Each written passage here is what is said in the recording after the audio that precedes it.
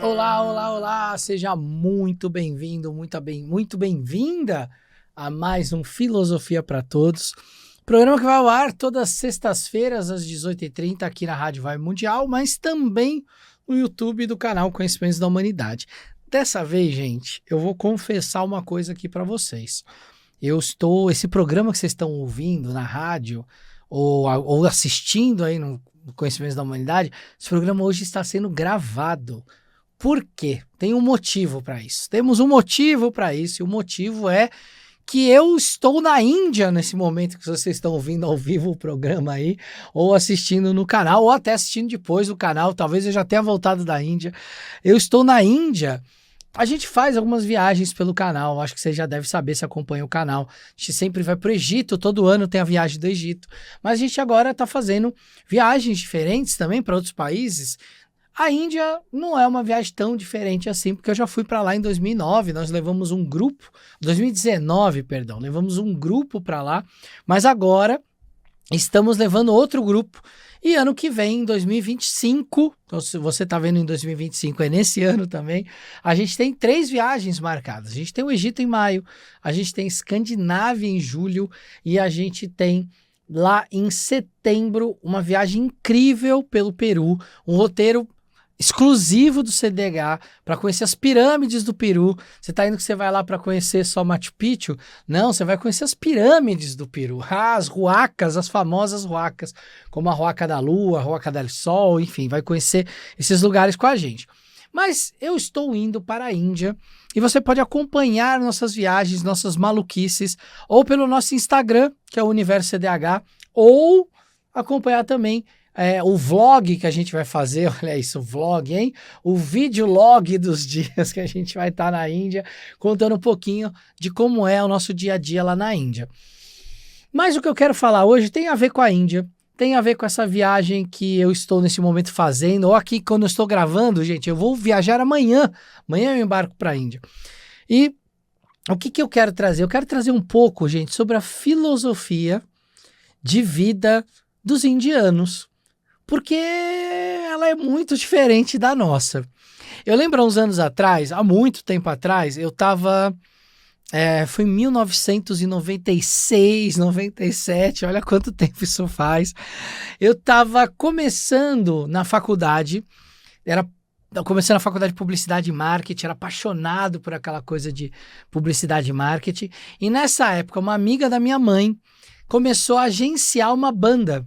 Na época era uma banda de pagode, olha a história, segura essa história.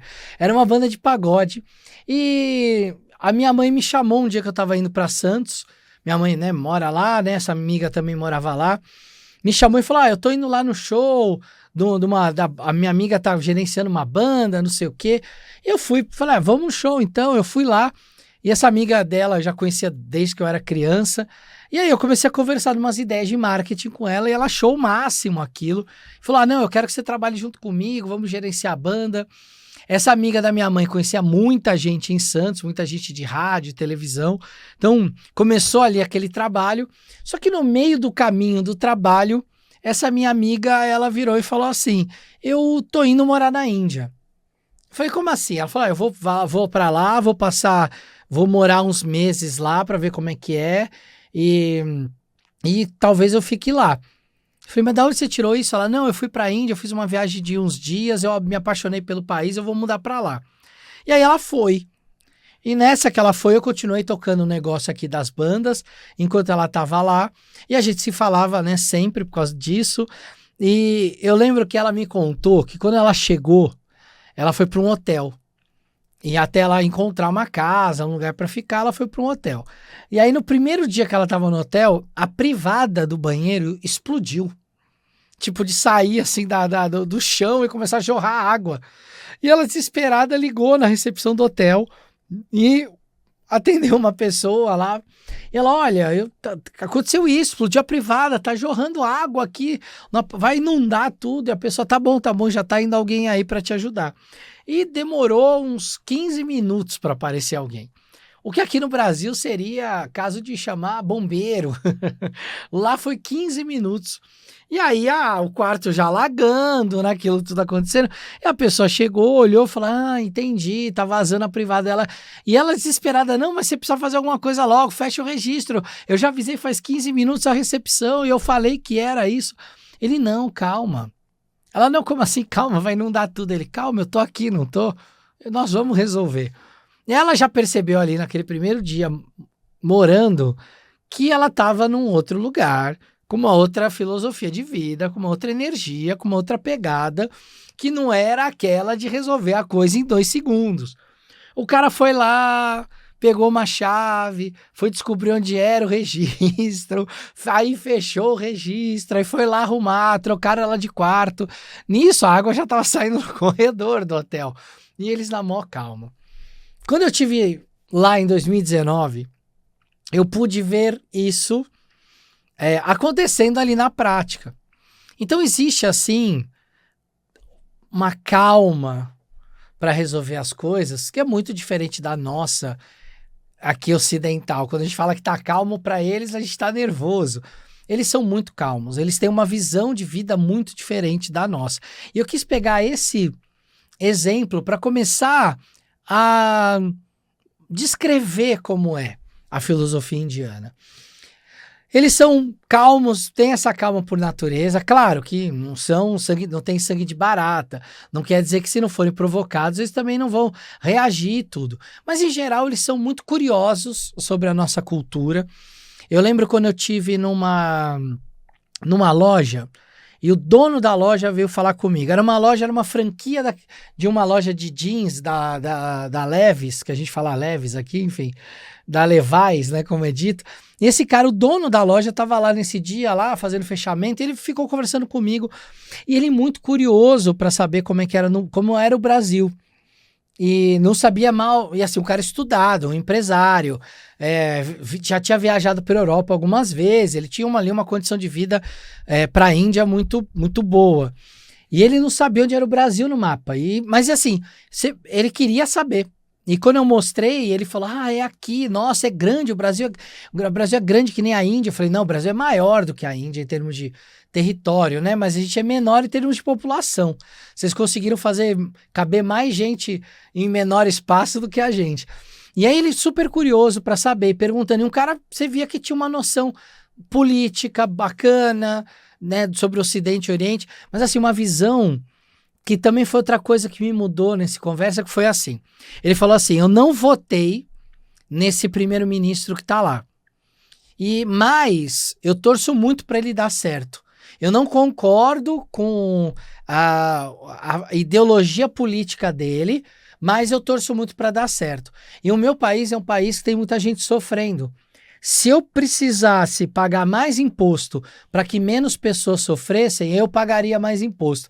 Eu fiquei ouvindo isso do cara, eu falei: meu Deus, como assim? No Brasil a gente xinga de pagar mais imposto. Quando paga mais imposto por causa de algum programa social, a gente xinga também.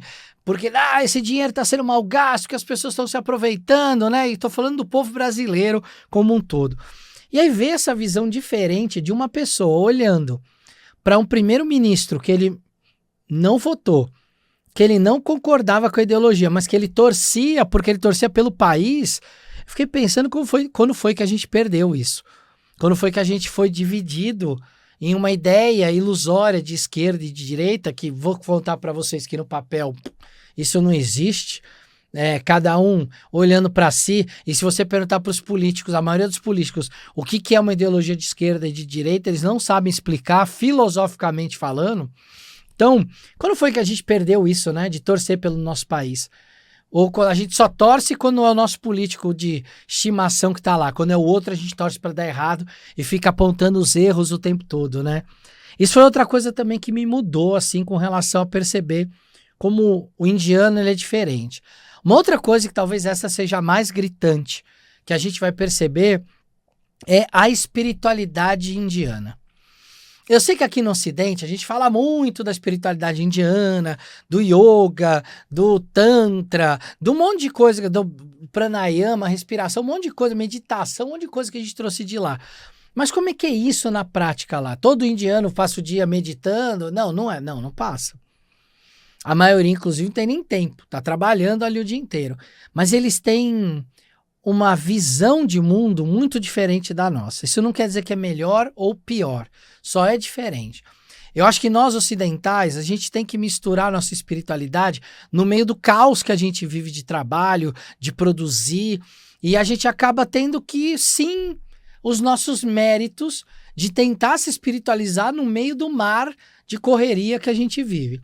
O indiano, em geral, ele tem uma vida um pouco mais calma, no sentido de que ele não se coloca nesse estresse da correria, mas ele tem uma visão de mundo, e também isso em geral, tá, gente? Porque, lógico que tem as exceções, não é todo indiano que é assim, mas é o que eu percebi na cultura das ruas, de estar em bairros mais simples, e de você conversar com as pessoas ali em feira de rua.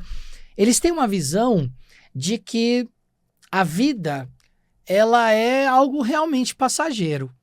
A gente não tem essa visão tão clara. A gente está tentando o tempo todo produzir, ganhar dinheiro, comprar coisas, comprar uma casa, comprar um carro, comprar uma viagem. A gente está o tempo todo pensando nessas coisas.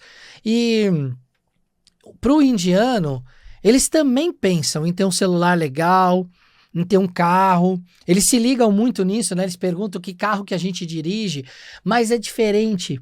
Não tem um interesse na posse física. O interesse é saber, é mais ou menos saber como é ter aquilo que eles veem na televisão. O ter para eles, para algumas classes sociais, é importante para demonstrar o status. Mas o ter para eles é muito mais uma coisa meio que passageira.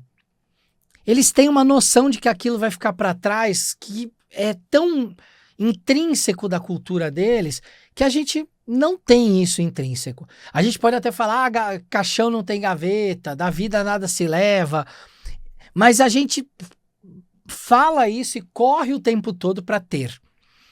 Eles querem ter coisas, mas se não tiver, não é o fim do mundo. Não é algo que diminui a alegria deles. A gente tem pessoas aqui que, eu não consigo ter uma casa própria, eu vou me matar, eu vou acabar comigo, eu sou inútil, eu sou imprestável. Para eles, isso não é um problema que vai abalar a existência deles, não. Eles vão se virar, vão viver 20 numa casa, vão viver a família inteira, o pai vai casar a filha e vai colocar o genro para morar lá dentro, vai construir um andar a mais na casa para morar o genro e a filha. Eles vão dar um jeito. E não vão ficar com essa coisa do apego que a gente tem a essa construção. É uma vida muito diferente porque a espiritualidade está integrada na pessoa. E a ideia que eles têm de que eu estou aqui num ciclo de reencarnação, mas eu posso me libertar, se eu quiser, eu não preciso mais reencarnar. Essa ideia ela está tão intrínseca dentro de cada um deles que a posse, o ter as coisas, não é o que rege a vida deles, não. Como eu disse, eles querem ter coisas sim, eles querem ter um celular legal, eles querem ter um carro legal, eles querem essas coisas. Mas isso é de uma inocência que você vê que quando eles têm um celular desse na mão, eles ficam que nem criança com um brinquedo na mão. Mas a partir do momento que eles têm, aquilo não toma posse deles. Eles não são mais o celular, o carro. Eles têm ali uma coisa quase infantil de mostrar um brinquedo novo, mas eles não se deixam se levar por isso, porque eles sabem que aquilo vai quebrar, que aquilo vai deixar de existir. Eu lembro quando a gente estava na Índia da última vez e o Bruno deixou cair o celular do bolso, né? E aí um rapaz achou e ficou enrolando a gente para devolver. Ele era tão inocente, a gente achando que estava falando com um criminoso, que não queria devolver o celular. Mas era um rapaz, assim, tão inocente, que, gente, pra vocês terem uma ideia, ele que estava com o celular do Bruno, ele não conseguiu desbloquear o celular do Bruno. Então mas dava para tirar foto. Então ele tirava selfie dele mesmo. Quando a gente pegou o celular, tava cheio de selfie dele.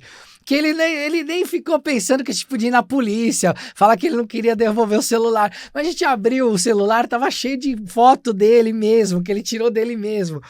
Então, assim, era uma coisa tão boba, tão inocente, que no fim não deu nem para ficar com raiva dele. Claro, ele enrolou a gente um tempo, a gente ficou morrendo de raiva dele, a gente confessa. Mas na hora que pegou de volta, a gente viu que era um moleque, era uma infantilidade, era um moleque que devia ter uns 8 anos. Tava todo arrumadinho, porque ele tava no festival de Durga, né, que é uma deusa indiana lá que monta um leão. E aí o cara devolveu e a gente abriu o celular cheio de foto dele.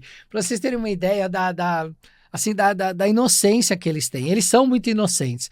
Eles querem, às vezes, te dar um golpe, às vezes, para te vender alguma coisa, mas é tão inocente que você dá risada. Que você fala, não é possível, eu sou brasileiro, filho, você não vai me passar para trás assim, não.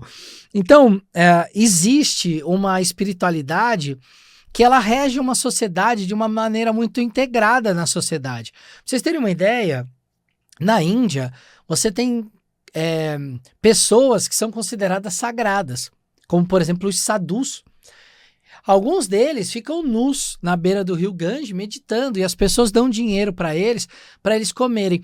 Mas esse dinheiro não é uma esmola. Não é que nem aqui a gente tem essa ideia de, tem lá uma pessoa passando necessidade da rua, vou dar um dinheiro para ela. Não. Lá, a sociedade indiana, ela é criada e mantida de uma forma que essas pessoas, elas existem porque as pessoas entendem que elas são sagradas.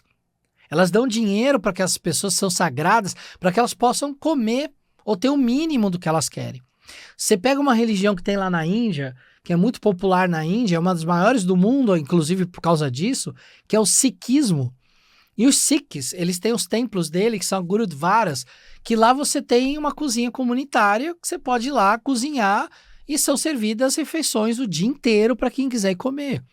Você não vê gente passando fome na Índia, porque tem muita comida e as pessoas entregam a comida. As pessoas fazem nos templos, a religião também devolve para o povo que ela recebe. Então, quando a gente pega essa rede de pessoas que conseguem ser sagradas, que mantém a religião funcionando, mantém porque a própria população entende que aquilo precisa ser mantido daquele jeito. Os Sikhs, por exemplo, são uma religião onde muitos praticantes são muito ricos. São uma classe social elevada dentro da Índia. Muitos são empresários, muito bem-sucedidos, outros são militares, outros são seguranças de grandes políticos ou grandes empresários, porque eles são conhecidos ali por ser uma religião que tem ali um treinamento militar, né? Eles têm a faca que anda com eles, que dá uma ideia de que eles podem se defender, eles foram muito tempo atacados também. Então, uma galera que é muito bem sucedida. E aí eles mantêm os templos mesmo com as cozinhas comunitárias. É uma comida simples, mas é uma comida muito bem feitinha.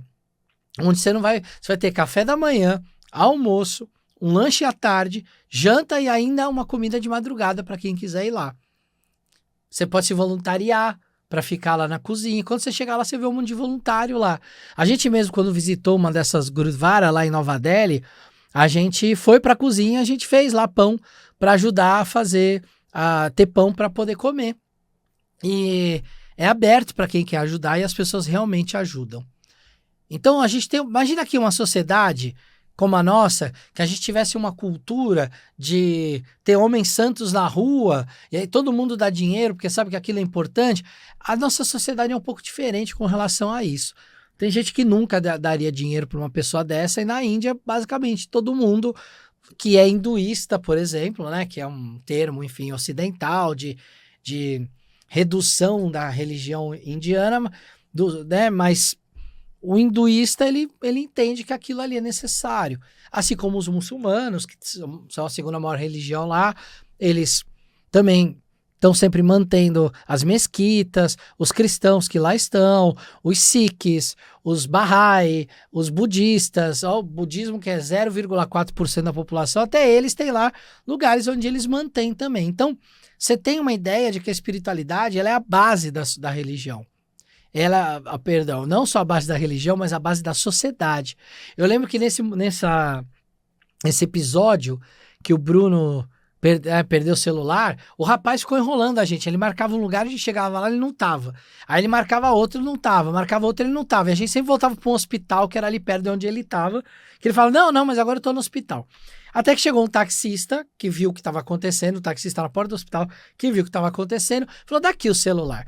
E ele começou a falar em hindi, a gente não entendeu nada do que estava sendo falado. E aí, nesse meio do caminho aí, a gente entendia algumas palavras, como embaixada. Então o cara devia estar falando, eles vão na embaixada, vão falar que você pegou o celular. Só que as palavras, no final, que eu acho que foi a hora que ele convenceu o garoto a devolver pra gente, eram palavras como Durga, Shiva, e aí são os deuses, né? Então ele estava usando os deuses para falar pro menino que se ele não devolvesse o celular, provavelmente os deuses iam punir ele de algum jeito, ou que os deuses estavam vendo o que ele estava fazendo. E foi só o taxista falar com o moleque que ele marcou um lugar, a gente foi e ele estava com o celular no lugar. Então, ameaçar com a polícia na Índia não vai resolver de nada. Agora, quando você fala em nome dos deuses, quando você fala em nome da espiritualidade, aí eles ouvem. Aí é algo que realmente fala com eles.